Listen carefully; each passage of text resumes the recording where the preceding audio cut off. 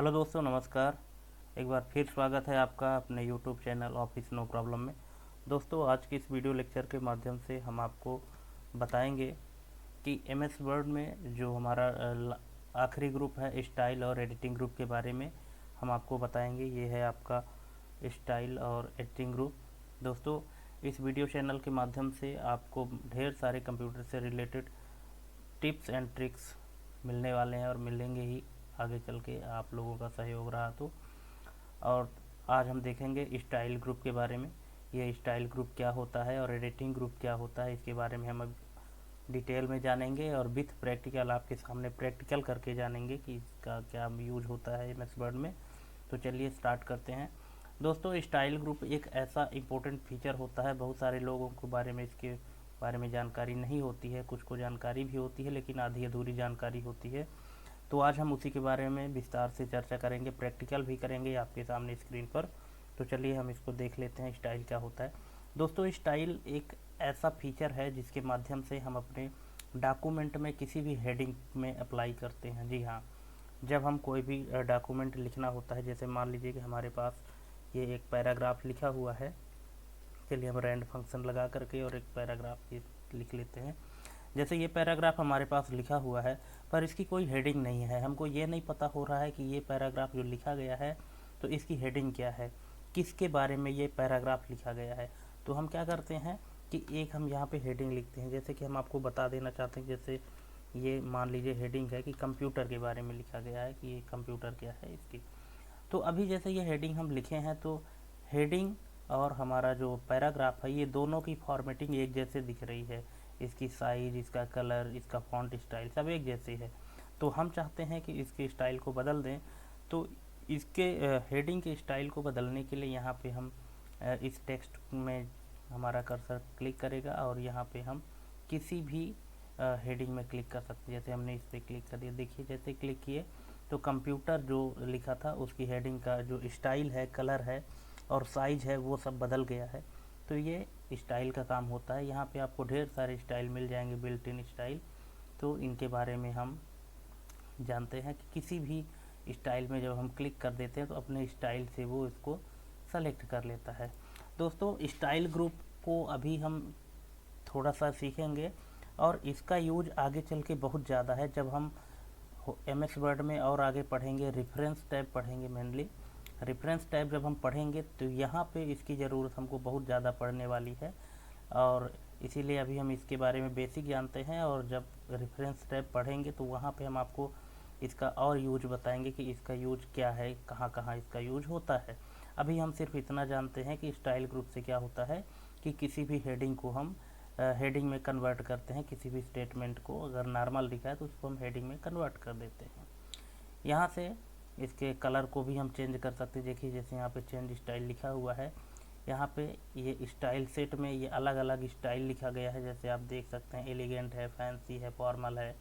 इसमें आप किसी में भी क्लिक कर दीजिए, देखिए एक अलग स्टाइल ही इसमें बन जाती है। देखिए जैसे ये इसकी ये स्टाइल हो गई। अब इसका हम कलर वगैरह चेंज कर सकते हैं। यहाँ से ये देखिए सभी का कलर चेंज हो जा रहा है। आप इसमें जैसा कलर अप्लाई करना चाहें वैसा कलर यहाँ पे अप्लाई कर सकते हैं। ठीक है दोस्तों, और यहाँ से आप फॉन्ट की स्टाइल भी बदल सकते हैं। जो भी स्टाइल आपको रखनी है, किसी भी स्टाइल में आप क्लिक कर देंगे तो पैराग्राफ की स्टाइल आपकी चेंज हो जाएगी। ठीक है, तो ये होता है हमारा स्टाइल ग्रुप के अंतर्गत स्टाइल कैसे चेंज करते हैं। और चेंज स्टाइल में यहाँ से हम कलर, फॉन्ट साइज और स्टाइल सेट बदलते हैं। ठीक है दोस्तों, तो ये है हमारा स्टाइल के अंतर्गत। इसके बाद हमारा आता है एडिटिंग ग्रुप। देखिए एडिटिंग ग्रुप क्या होता है। एडिटिंग में आपको 3 मेन ऑप्शन मिलेंगे। ये देखिए जूम करके हम दिखा देते हैं आपको। ये देखिए पहला है आपका ये फाइंड है, रिप्लेस है, सेलेक्ट है। ये फाइंड में आप देख रहे हैं एक छोटी सी बटन है ड्रॉप डाउन, इसमें जब आप क्लिक करेंगे तो आपको फाइंड और गो टू का ऑप्शन मिलेगा। दूसरा है आपका रिप्लेस का, तीसरा है आपका सेलेक्ट का। तो देखिए सेलेक्ट में भी आपको 3 ऑप्शन मिलेंगे, select all, select object, select text with similar formatting. चलिए इनको हम एक एक करके देखते हैं क्या होता है। तो विथ प्रैक्टिकल अभी हम देखने वाले हैं इनका यूज क्या होता है। देखिए सबसे पहला है हमारा फाइंड। फाइंड का मतलब होता है ढूंढना। फाइंड का मतलब क्या होता है? ढूंढना। अब क्या ढूंढेंगे हम कि जैसे हमारे डॉक्यूमेंट में बहुत सारे पैराग्राफ लिखे गए हैं। इन बहुत सारे पैराग्राफ में अगर हमको किसी एक शब्द को ढूंढना हो तो हम वो उसको कैसे ढूंढेंगे?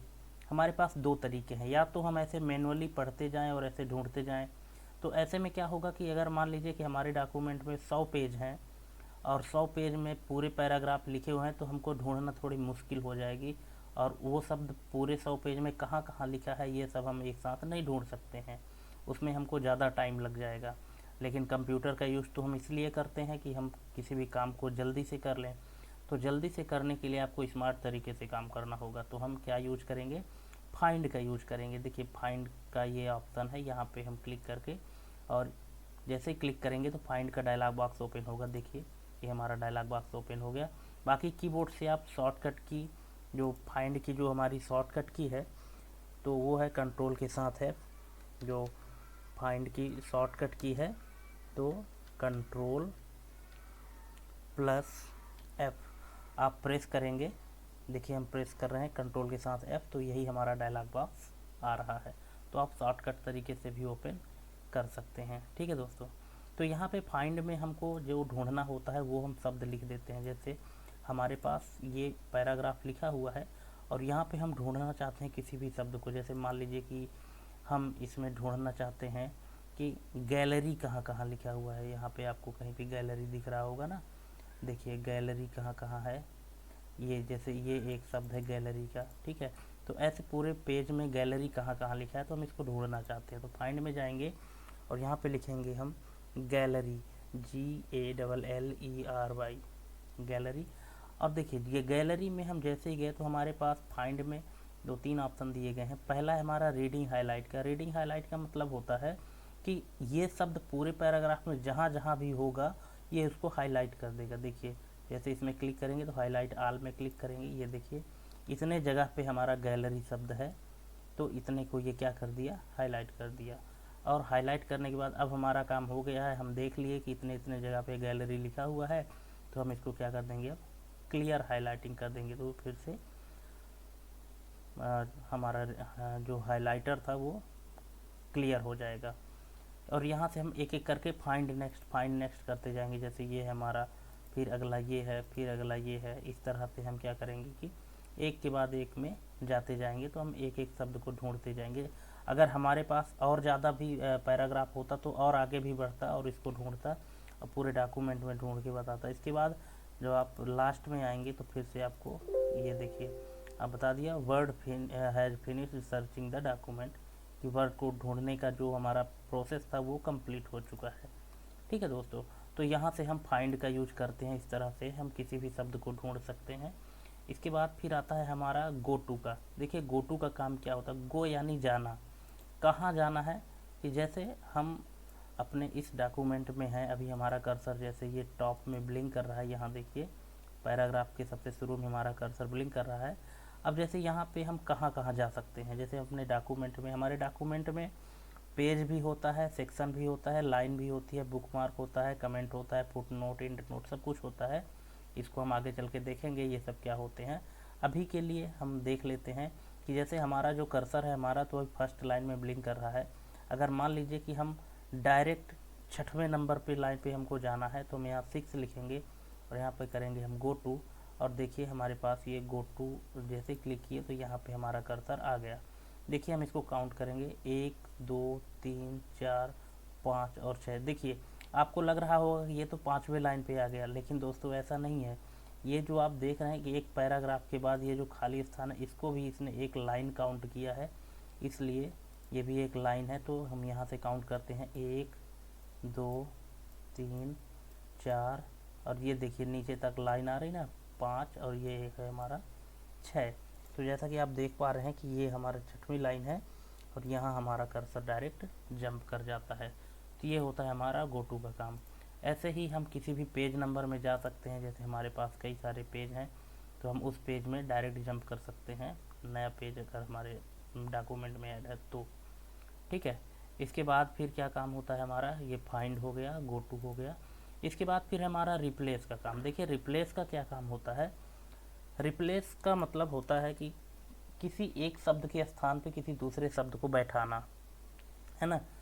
अच्छा हाँ, एक चीज़ और आपको हम बता दें कि जो गो टू की शॉर्टकट की है, गो टू इसकी जो शॉर्टकट की है तो कंट्रोल प्लस जी है, ये आपको याद रखना है, कभी कभी एग्जाम में पूछ देता है तो आपको याद रखना होगा। और अपने यूज के लिए भी ज़रूरी है कि आप शॉर्टकट तरीके से काम करें तो और अच्छे से और स्पीड से काम हो सकता है आपका। तो फाइंड का हमने क्या लिखा था, फाइंड का हमने लिखा था, फाइंड की जो शॉर्टकट की होती है वो होती है कंट्रोल प्लस एफ, और गो टू की होती है कंट्रोल प्लस जी। और अभी हम पढ़ने वाले हैं रिप्लेस का, तो हम रिप्लेस के बारे में जानेंगे। जो रिप्लेस की शॉर्टकट की होती है वो होती है control plus H. Control plus H जो शॉर्टकट की है वो रिप्लेस के लिए होती है।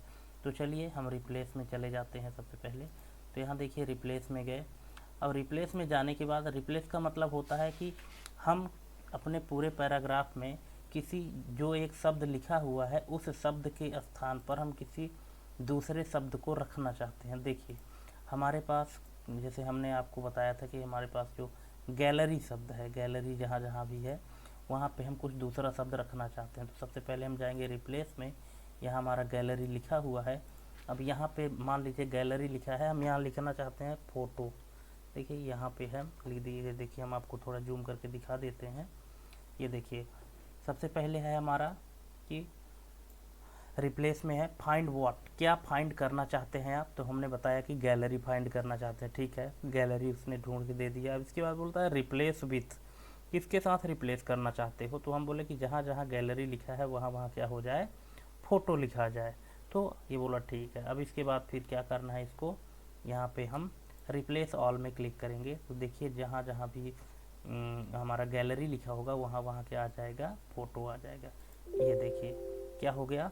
देखिए इस मैसेज में कुछ बोला है इसने कि word has completed it's search of the document and has made 4 replacement. कितने जगह रिप्लेसमेंट किया है, 4 जगह रिप्लेसमेंट किया है। क्योंकि हमने पहले भी देखा था कि हमारे पूरे डॉक्यूमेंट में गैलरी कितनी जगह है, 4 जगह थी, है ना। तो ये देखिए अब हम देख लेते हैं कि जहाँ जहाँ गैलरी थी वहाँ वहाँ क्या आ चुका है, फ़ोटो आ चुका है। ये देखिए यहाँ पे आपको फ़ोटो देखने को मिल जाएगा, यहाँ आपको फ़ोटो देखने को मिल जाएगा, और यहाँ आपको फ़ोटो देखने को मिल जाएगा। ठीक है दोस्तों, तो जहाँ जहाँ गैलरी थी वहाँ वहाँ उसको क्या कर दिया है, रिप्लेस करके और फ़ोटो रख दिया है। ठीक है, ये एक काम हो गया हमारा रिप्लेस का।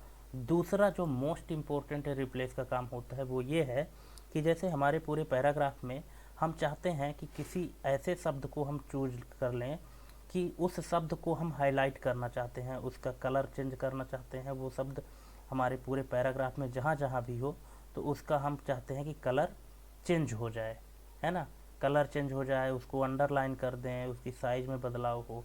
तो उसको हम कैसे करेंगे, चलिए देख लेते हैं थोड़ा सा।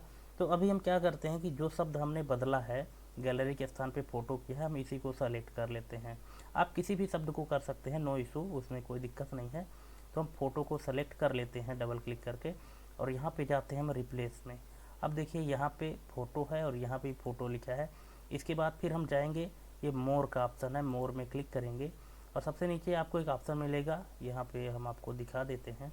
यहाँ पे आपको फॉर्मेट का ऑप्शन मिलेगा, फॉर्मेट में हम जाएंगे और इसमें फॉर्मेट में आपको फ़ॉन्ट का ऑप्शन मिलेगा। इस फॉन्ट में जाना है आपको, और यहाँ पे लिखा है कि नो कलर, तो यहाँ हम बोलते हैं हमको कलर चाहिए भाई। ठीक है, अंडरलाइन चाहिए, हाँ यहाँ पे हमको अंडरलाइन भी चाहिए, थोड़ी सी मोटी वाली। और यहाँ अंडरलाइन का कलर कौन सा चाहिए, तो हमने बोल दिया कि जैसे हमको ग्रीन कलर से चाहिए। ठीक है, यहाँ पे सैंपल आपको दिखा रहा है। यहाँ पे आप टेक्स्ट को बोल्ड भी कर सकते हैं, थोड़ी इसकी साइज़ भी बढ़ा सकते हैं। देखिए हम इसकी साइज़ थोड़ी सी बढ़ा देते हैं, 14 कर देते हैं। अब देखिए हम इसको कर देते हैं ओके, ठीक है, और इसको कर देते हैं रिप्लेस ऑल। ये देखिए यस कर दिए, ओके कर दिए, इसको कर दिए क्लोज। अब देखिए कि पूरे पैराग्राफ में जहाँ जहाँ फ़ोटो लिखा था तो फ़ोटो हमारा हाईलाइट हो गया है, उसका कलर चेंज हो गया है, उसका में अंडरलाइन भी लग गया है। तो इसका काम क्या होता है कि हम किसी भी स्पेसिफिक टेक्स्ट को हाईलाइट कर सकते हैं, उसकी साइज़ बढ़ा सकते हैं और उसको हम अलग से शो करा सकते हैं। तो ये होता है हमारा रिप्लेस का काम। ठीक है दोस्तों, तो इस तरह से हम रिप्लेस का यूज कर सकते हैं। तो हो सकता है कि आपको इसके बारे में पहले पता रहा हो, लेकिन बहुत सारे लोगों को इसके बारे में जानकारी नहीं थी। तो ये आपके काम की चीज़ है, आप इसको ज़रूर प्रैक्टिकल करिएगा, फिर अप्लाई करिएगा। ठीक है दोस्तों। इसके बाद फिर हमारा अगला ऑप्शन है जिसका नाम है सेलेक्ट। तो चलिए हम देख लेते हैं सेलेक्ट में क्या करना है। ठीक है, सेलेक्ट का काम होता है कि हम सबको क्या कर लें, जैसे अभी नॉर्मल में है तो हम इसको चुन लें। जैसे यहाँ पे हम जो पहला ऑप्शन है सेलेक्ट ऑल, तो सेलेक्ट ऑल का मतलब होता है कि हमारे पूरे डॉक्यूमेंट में जो भी लिखा हुआ है, ABCD लिखा है, कोई पिक्चर है, फ़ोटो है, उन सबको क्या करना है, सेलेक्ट कर लेना है। तो देखिए सेलेक्ट हम ऑल जब करेंगे तो ये देखिए हमारा पूरा सेलेक्ट हो गया है। ये देखिए थोड़ा सा ये डार्क में हो गया है, तो ये पूरा सेलेक्ट हो गया है। इसी तरह से दिखता है जब कोई भी टेक्स्ट हमारा सेलेक्ट हो जाता है, कोई भी कंटेंट जब हमारा सेलेक्ट होता है। तो हम सेलेक्ट करने के लिए कीबोर्ड से देखिए कीबोर्ड से हम शॉर्टकट की भी हम लगा सकते हैं। देखिए क्या होता है कि सेलेक्ट ऑल की जो हमारी शॉर्टकट की है वो है Ctrl+A। Ctrl+A जब आप प्रेस करेंगे तो शॉर्टकट तरीके से सेलेक्ट ऑल होगा, और अगर आप कीबोर्ड से नहीं करना चाहते हैं तो यहाँ जाके और आप सेलेक्ट ऑल कर सकते हैं, तो यहाँ से पूरा सेलेक्ट हो जाएगा। तो ये सेलेक्ट करने के लिए, सेलेक्ट करने के बाद हम इसमें अगर कोई बदलाव करना चाहते हैं उसके लिए होता है, तो हम यहाँ से हम इसको सेलेक्ट कर सकते हैं। ठीक है दोस्तों। अगला है हमारा सेलेक्ट ऑब्जेक्ट। देखिए ऑब्जेक्ट क्या होता है, तो हम यहाँ पे आपको दिखा देना चाहते हैं। ऑब्जेक्ट में जैसे कि हमारे डॉक्यूमेंट में कोई पिक्चर है, या कि पिक्चर के स्थान पर कोई शेप है। जैसे देखिए हम इंसर्ट में जाते हैं और यहाँ पे कोई हम एक पिक्चर रख देते हैं, जैसे हमने रखा इस त्रिभुज को रखा, ये हमारा एक ऑब्जेक्ट है। और इसके बाद फिर हम मान लीजिए कि कोई एक और ऑब्जेक्ट, जैसे मान लीजिए हम स्टार रख दिए, है ना, इसको हमने इस तरह से बना दिया, तो ये हमारा ऑब्जेक्ट है। ठीक है, तो इस ऑब्जेक्ट को हम यहाँ से सेलेक्ट कर सकते हैं। जैसे हमारा ये सेलेक्ट ऑब्जेक्ट है और ये भी ऑब्जेक्ट है, तो इनमें से हम सेलेक्ट कर सकते हैं। तो इनको हम जैसे इसको सेलेक्ट किए और कंट्रोल दबा के और फिर हम इसको भी ऐसे सेलेक्ट करेंगे, फिर दोनों ऑब्जेक्ट हमारे एक साथ सेलेक्ट हो जाएंगे। अब हम इनको जहाँ चाहें वहाँ एक साथ उठा के और रख सकते हैं। दोनों ऑब्जेक्ट को अगर हमको एक साथ सेलेक्ट करना है तो एक पहले हम एक में सेलेक्ट कर लेंगे इसको ऐसे, फिर कीबोर्ड से कंट्रोल बटन दबा के रखेंगे और फिर दूसरे ऑब्जेक्ट में क्लिक कर देंगे। ये देखिए दोनों ऑब्जेक्ट हमारे सेलेक्ट हो गए हैं। तो यहाँ से हम इसको, ये सेलेक्ट ऑब्जेक्ट लिखा हुआ है ना, तो ये हमारा, हम वही काम वहाँ से भी कर सकते हैं और यहाँ से भी कर सकते हैं। ठीक है दोस्तों, तो इस तरह से हम सेलेक्ट ऑब्जेक्ट का यूज करते हैं। ठीक है, इसके बाद फिर अब है हमारा, फिर क्या है, select text with similar formatting. अब देखिए select text with similar formatting का मतलब होता है कि एक ही प्रकार के टेक्स्ट को सेलेक्ट करना। अब एक ही प्रकार का टेक्स्ट, जैसे एक प्रकार के टेक्स्ट का मतलब होता है कि ऐसे टेक्स्ट जिनकी साइज और जिनका कलर, जिनकी स्टाइल एक जैसे हो, उनको सेलेक्ट करना। देखिए अभी हमारा कर्सर अगर यहाँ ब्लिंक कर रहा है नॉर्मल में, और यहाँ पे हम जाते हैं और select text with similar formatting करते हैं, तो ये देखिए सभी को सेलेक्ट कर लेता है। पर मान लीजिए कि अगर हम यहाँ पे डबल क्लिक करके इसको सेलेक्ट करते हैं और फिर जाते हैं सेलेक्ट विथ सिमिलर फॉर्मेटिंग में, तो ये सिर्फ एक ही तरह के, जैसे फोटो लिखा हुआ है ना, इसका कलर एक जैसे है, ठीक है, और अंडरलाइन है, साइज अलग है, ये एक ही टाइप के टेक्स्ट को सेलेक्ट किया है, एक बार में सेलेक्ट कर लिया है। वैसे अगर हम आपको बोल देते कि तो इसको सेलेक्ट करो, फिर इसको भी सेलेक्ट करो, तो हो सकता है कि अगर ये 50 जगह लिखा होता तो आपको बार बार इसको ऐसे कंट्रोल दबा के सेलेक्ट करना होता। हालांकि आप कंट्रोल दबा के भी कर सकते हैं, जैसे हमने इसको सेलेक्ट किया, फिर कीबोर्ड से कंट्रोल दबा के रखे, फिर इसको सेलेक्ट किया, फिर इसको सेलेक्ट किया। लेकिन ऐसे में क्या है कि आपको टाइम लग जाएगा और कभी कभी छूट भी जाता है, तो सेलेक्ट नहीं हो पाता है। तो इसके लिए क्या है कि आप किसी एक को डबल क्लिक कर दो तो वो सेलेक्ट हो जाएगा, और इसके बाद सेलेक्ट ऑब्जेक्ट में जाना है, select text with similar formatting, इसमें जाओगे तो वो सेम चीज़ सेलेक्ट हो जाएगा। अब देखिए जैसे इस टेक्स्ट के अलावा हम किसी को सेलेक्ट करते हैं, जैसे हमने इसको सेलेक्ट किया और फिर हम जाएंगे यहाँ और सिमिलर फॉर्मेटिंग करेंगे, तो ये देखिए ये पूरा सेलेक्ट कर लेता है, क्योंकि बहुत सारे टेक्स्ट है ना जो कि एक जैसे हैं, तो हम इसमें जाके और सिमिलर फॉर्मेटिंग करते हैं तो सबको ये सेलेक्ट कर लेता है। लेकिन अगर हम क्योंकि सब की फॉर्मेटिंग एक जैसे है, और यहाँ पे जब हम जाते हैं और इसको सिमिलर फॉर्मेटिंग करते हैं तो ये अपने टाइप के टेक्स्ट को सेलेक्ट करता है। ठीक है दोस्तों, तो ये रही छोटी सी जानकारी। आई होप कि आपको समझ में आया होगा कि इसमें हम एडिटिंग ग्रुप में क्या क्या कर सकते हैं। Find, replace, go to, select object with similar formatting, style, इन सभी का यूज आपको पता हो गया होगा। तो दोस्तों, इसी तरह की और नॉलेजफुल वीडियो देखने के लिए हमारे चैनल से जुड़े रहें, हमारे चैनल को सब्सक्राइब करें, अपने दोस्तों के बीच शेयर करें। तो चलिए दोस्तों, आज के लिए बस इतना ही। और जो भी दिक्कत होगी, जो भी कहीं भी आपको समझने में समस्या आ रही होगी, आप कमेंट के माध्यम से हमसे ज़रूर पूछ सकते हैं। हम आपको ज़रूर आपका डाउट दूर करने की कोशिश करेंगे। और हाँ दोस्तों, एक चीज़ है कि वीडियो हमारी लंबी ज़रूर हो जाती है, लेकिन उसमें क्या है कि अगर हम कोई चीज़ आपको शॉर्ट में बताएंगे तो आपको जल्दी समझ में नहीं आएगा।